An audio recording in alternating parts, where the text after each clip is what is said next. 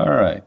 My very first barbecue brisket adventure, dated June 16th, Father's Day, 2019. Unlike my successful beef Wellington holiday meal last year, the beef brisket turned out to be not really as I expected. I felt like the old man in the sea where I went too far and then failed. Or perhaps it was just that I had it all together and I really did not. Maybe it was the false understanding that I could actually cook a brisket on a Blaze Kamado. Maybe it was just that I never understood how to sustain a fire for a long period of time, and especially in a Kamado. Most likely it was all of the above, but what is my mistake can be helpful to anyone who is on a cooking adventure like me. Mine will certainly elevate you into knowing something prior to doing something. Come, follow me into the good, the bad, and the ugly of cooking a brisket. Let's start with the bad, buying a brisket. Do not start off with an expensive brisket as your first attempt. Although the briskets at Sam's Club looked pretty bad when I saw it at the store the other day, it did not matter how bad looking the brisket is when you have never cooked a brisket before. Let me say that again. It really doesn't matter how bad that brisket looks at Sam's Club when you have never cooked a brisket before. Now for a good point. Let's talk equipment.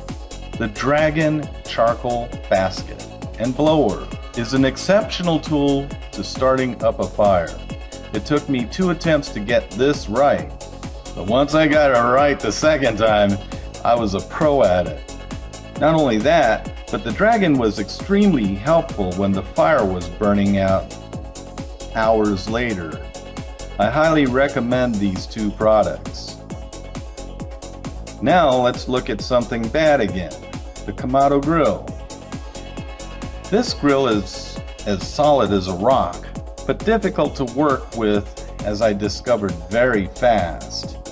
Unlike an offset smoker like the Lone Star offset grill or the Old Country Brazil grill, the Kamado to me works like cooking everything through a firebox.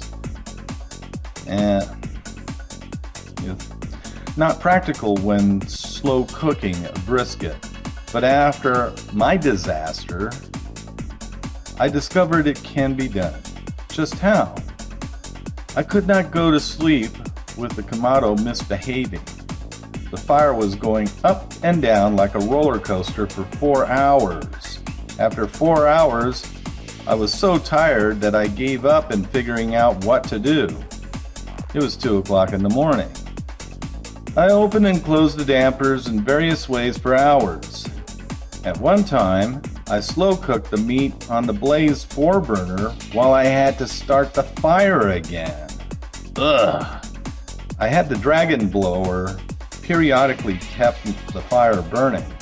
I tried every way possible to keep the fire at a consistent control. I just could not do it.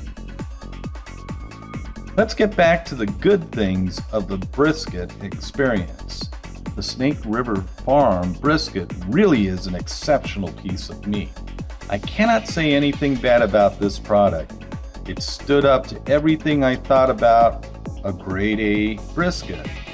The product was shipped on Monday for a 3-day FedEx delivery, and I got the brisket on Thursday. The product was mainly frozen, but by Saturday morning, after keeping it in the refrigerator at 37 degrees, it was totally thawed out. When I trimmed the meat in the evening, parts of the brisket was difficult to trim because the meat was falling closer to room temperature. But for the most part, I did not have much to trim. Did I say I weighed the fat trims on the brisket? Question mark. Yes, I used the Acaia Pearl scaler to tare the bowl and weigh the fat trimmings.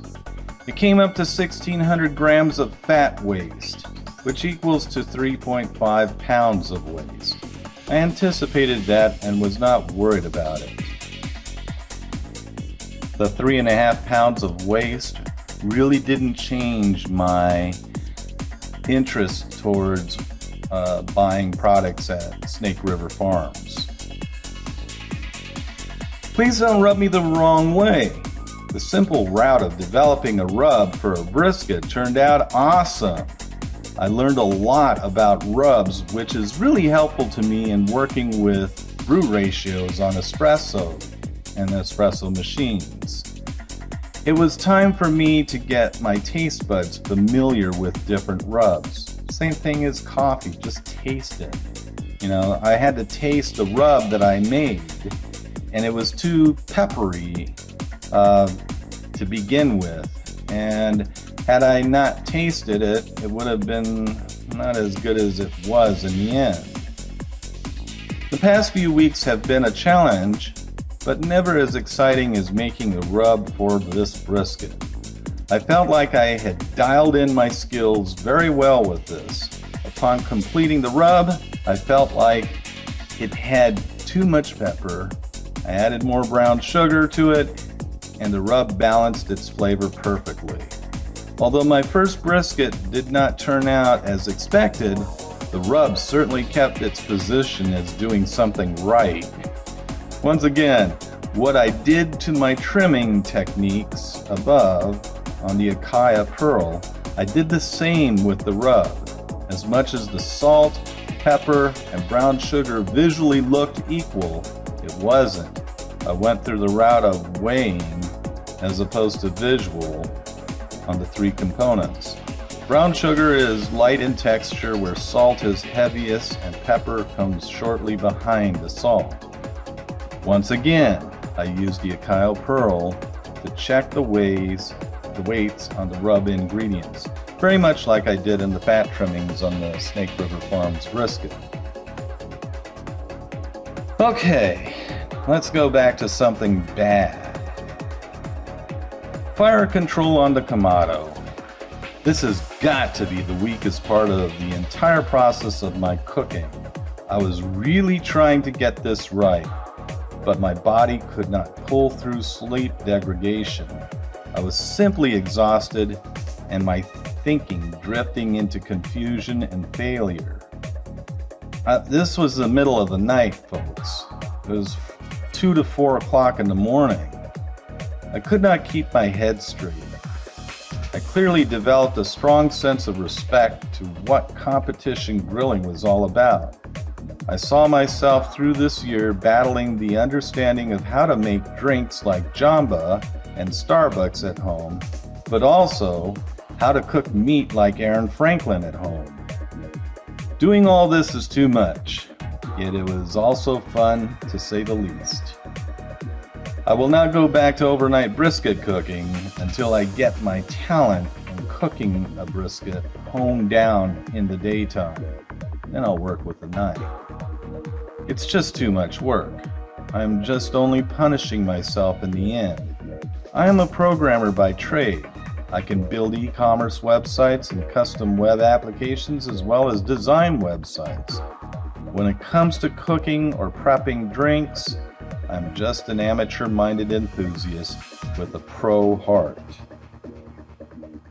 Here's some more good stuff. Dialing in the temps versus the grill gauge temperature. I bought 2 grills in the past 3 weeks from the same brand, Blaze Grills. In both situations, in different grills, I got the same inconsistency on both grill temp gauges with respect to the GrillEye Pro Plus Probe. Maybe they are different products and that is why I am getting different temps.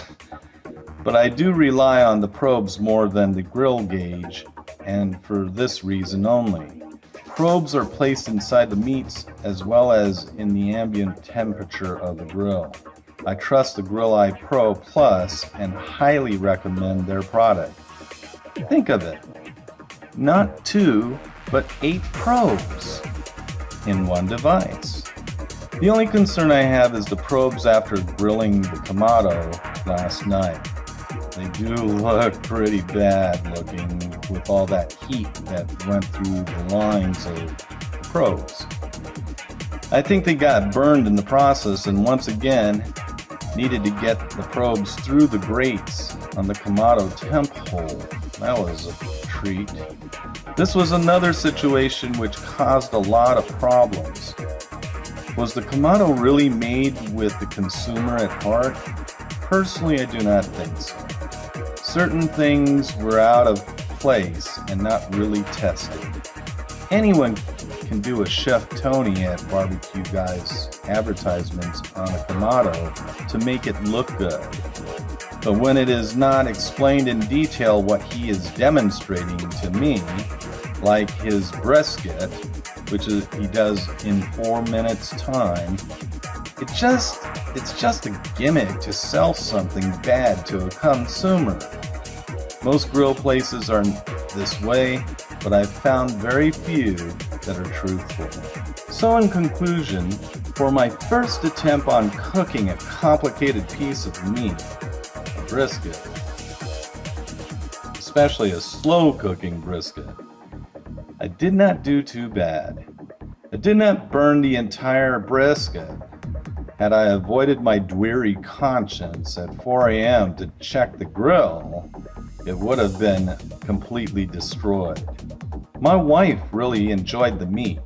I enjoyed it too. There is plenty of room for improvement. I finally got my feet wet. However, although now my feet is wet, there has got to be a way to get fire consistent. There's got to be a way to grill a brisket on a Kamado. There's got to be a way to do this right. Like the challenges we face in life, if we learn from them, we become better in our talents, whether being a pro or simply an amateur like me. Please subscribe to this channel and give me your input on how to tame the fire and keep it consistent at 225 for slow cooking overnight. Greatly appreciated. Thanks.